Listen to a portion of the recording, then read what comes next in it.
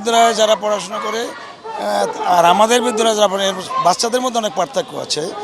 যদিও আমাদের সকল প্রকার সক্ষমতা আছে শিশু কল্যাণ বিদ্যালয়ের জাতীয়করণ করার, কিন্তু আমাদের সাথে বৈষম্য আচরণ করে জাতীয়করণ করা হয় না। জাতীয়করণ না করার পরে আমাদেরকে ঘোষণা দেওয়া হয় যে আপনাদের অবসর ভাতা দেওয়া হবে, কিন্তু পরবর্তীতে শিশু কল্যাণ ট্রাস্ট সবাই সিদ্ধান্ত নেয় জাতীয় আমাদের অবসর ভাতা দেওয়ার জন্য, এবং মন্ত্রণালয় থেকে একটা পরিচালককে চিঠি দেওয়া হয় অবসর ভাতা দেওয়ার জন্য, কিন্তু অনেক দিন পর্যন্ত আমাদের অবসর ভাতা দেওয়া হচ্ছে না। ইতিমধ্যে অনেক শিক্ষক আমাদের যারা অবসর নিয়েছে তারা অর্ধাহারে অনাহারে বিনা চিকিৎসায় কয়েকজন শিক্ষক মারা গেছে। এই মতো অবস্থায় আমরা মনে করি আমাদের ঘরে বসে থাকার সুযোগ নাই, যেহেতু আমাদের বাইরা না খাইয়ে মারা যাচ্ছে, কেউ কেউ চিকিৎসা করতে পারতেছে না, দুঃখে দুঃখে মারা যাচ্ছে।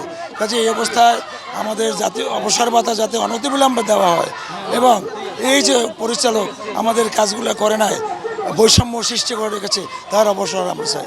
আমরা শিশু কল্যাণ পরিবারের পক্ষ থেকে সারা বাংলাদেশ থেকে 204টা স্কুলের শিক্ষক কর্মচারী এখানে উপস্থিত হয়েছি।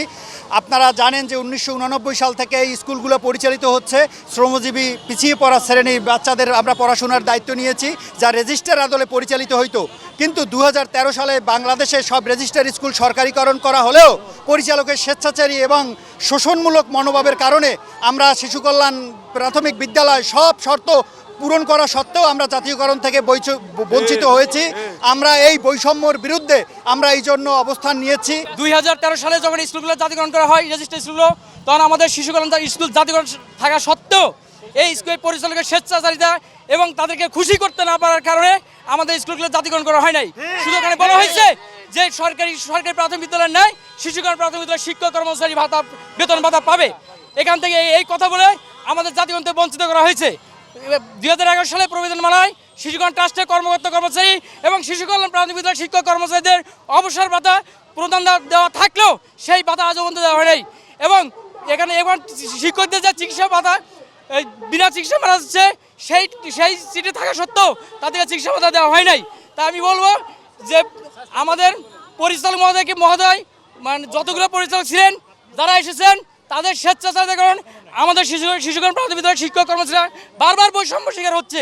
এক দফা দাবি জাতীয়করণ। পেনশনকালীন অনেকে চলে গেছে চাকরির অবসরে, তারা পেনশন পাচ্ছে না।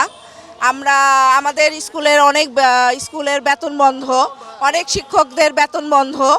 এই স্বৈরাচার পরিচালক আমাদেরকে বিনা কারণে বেতন বন্ধ করে রাখছে। কথায় কথায় উনি বদলি করে, কথায় কথায় উনি বেতন বন্ধ করে, শিক্ষকদের উনি মর্যাদা দেয় না। উনি অনেক যা মন চাইতে করে। উনার পদত্যাগ চাই, উনার পদত্যাগ চাই, উনার পদত্যাগ চাই। এই বৈষম্যকারী শেখ হাসিনার দালাল, উনাকে আমরা পরিচালক হিসেবে আর চাই না। 2-3 মাস হয়ে যায় শিক্ষকরা বেতন পায় না, শিক্ষা ভাতা থেকে আমাদের বঞ্চিত করা হয়।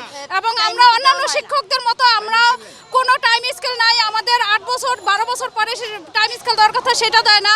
তাছাড়াও আমাদের মহার্ঘ ভাতা নাই। আমাদের শিক্ষক হিসেবে আমরা অবহেলিত এবং বঞ্চিত।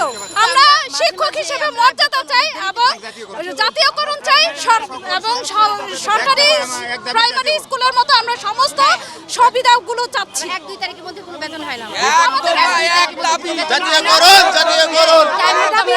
জাতীয়করণ চাই, আমরা অন্যান্য শিক্ষকের মতো জাতীয়করণ চাই। 2015 সালে আমাদের 26,000 স্কুল জাতীয়করণের নামে আমাদের শিশু কল্যাণের নাম আসলেও আমাদের জাতীয়করণ করা হয়নি কেন, এটাও আমরা জানতে চাই। বার্ষিক পরীক্ষায় 86 জন শিক্ষার্থী অংশ নেওয়ার অপরাধে আমাকে 3 মাস বেতন বন্ধ করে দেওয়া হয়। সর্বোপরি আমি বেতনের জন্য এখানে আসলে আমাকে জামাত শিবির ট্যাগ দেওয়া হয়, আমাকে রাজাকার ট্যাগ দেওয়া হয়।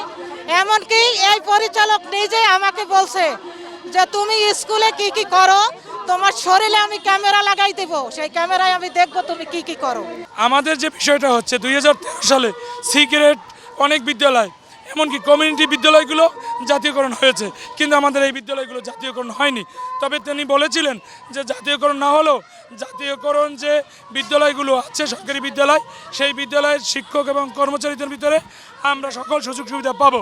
কিন্তু আমাদের সাথে তারা বিভিন্নভাবে বৈষম্য স্বীকার করে সেগুলো উনি আমাদেরকে দেননি।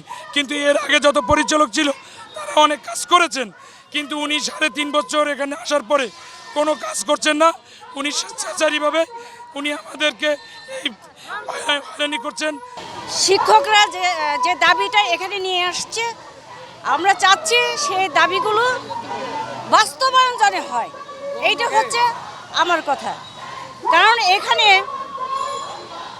যে প্রাথমিক বিদ্যালয় এবং শিশু কল্যাণ বিদ্যালয়ের মধ্যে কোনো পার্থক্য নেই পাঠদানের। আমরাও সকাল 9টা থেকে 4টা পর্যন্ত পাঠদান করি, কিন্তু বৈষম্য হচ্ছে যে আমাদের কেন